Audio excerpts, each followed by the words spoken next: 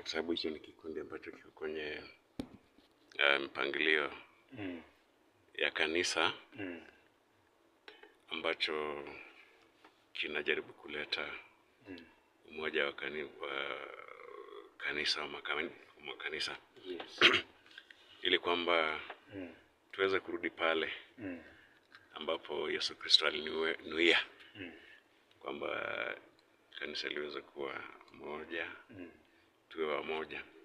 So katika kipindi cha juma moja, wiki moja, tutakuwa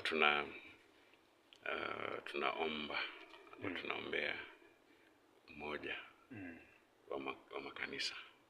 Yes. Labda mwalimu, kwa kuanza tu, labda yule ambaye hajajua ukisema ecumenism ni kitu kipi, labda kumfafanulia kuanzia tu. Yes. Unajua mwanzo kanisa ilikuwa kanisa Katoliki kabla makanisa mengine yaweze kujitokeza, yaweze kutengana kutoka kwa Katoliki.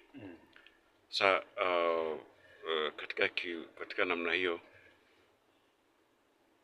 ule umoja ukapotea, somehow ukapotea. Sasa katika kupitia ecumenism juhudi inafanywa ili kwamba makanisa hiyo yasiwe na utengano, bali yawe pamoja, kwa sababu tunayemwamini ni yule mmoja. Hata katika kanuni yetu ya imani ukianza kusema moja kwa moja tukitik utakuja kwamba tunaamini katika Mungu mmoja, Baba Mwenyezi, Mungu wa mbingu na nchi. Tunaamini katika Yesu Kristo, tunaamini katika Utatu Mtakatifu. So sote tunaamini katika mambo hayo yote. Lakini sasa ili kuleta uwiano kunakuwa na hiyo ukumeni ambayo inajaribu kuleta umoja wa kanisa. Yes. Na kama Wakatoliki tunajua kwamba tunaposadiki tunajua kwamba kanisa ni moja, na hiyo ndio vyanzo vyake ni kanisa ni moja, takatifu, Katoliki, la kitume ama la mitume.